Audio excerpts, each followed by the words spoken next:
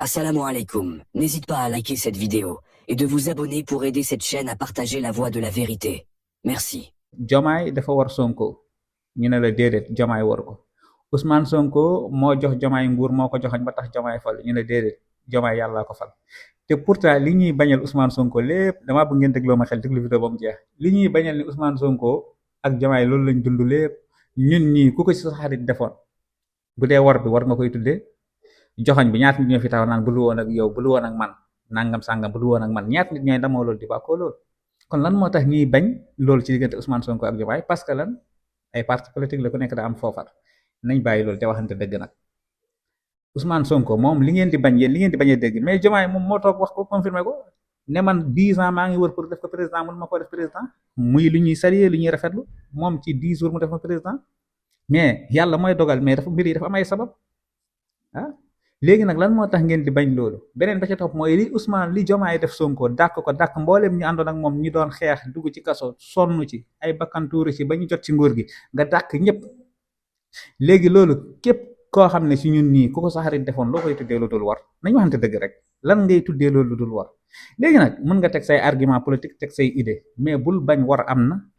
bul bañ tam ne Ousmane Sonko moo joxoñ Bassirou Diomaye Diakhar Faye bu la neexee nag ndax man bëri naa ay wëllër yoo xam ne ñii APR lañ ñii Diomaye lañ àndal ñii Sonko rek lañ contre mais nag wax dëgg yàlla nañ waxante dëgg mbir mi nii la demee et puis dégg naa benn waaye mu ne képp koo xam ne sa xarit dafa rafetlu li xew diggante Diomaye ak Sonko bés bu la sa xarit waree bu mu la bett kuy rafetlu war yi te yàgg naa leen wax ni politique boo xam ne warante la waxante lu dul dëgg manipuler nax nit ñi politique boobu moom bu dee moom mooy politique sama classe gi moom xam naa duñ gaaw a politique parce que dafa salte léegi nag mbir yi am fii nii képp koo xam ne ci ñun dund nga ko war nga koy tuddee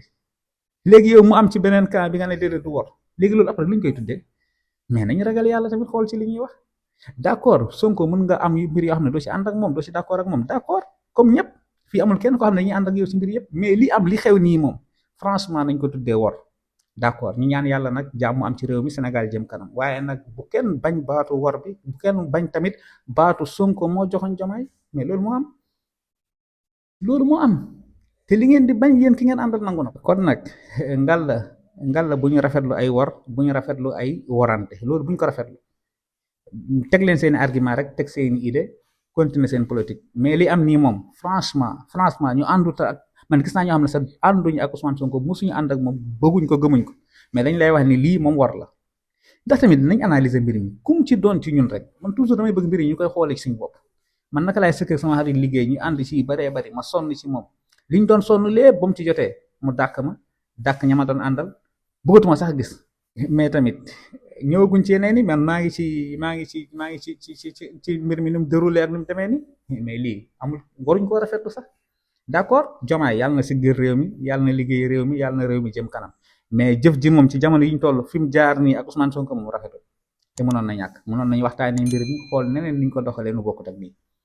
ñu ngi jéggalu xam naa vidéo bi dina am ñu déranger waaye lii la yàlla dogal wasalaamaaleykum wa rahmatullah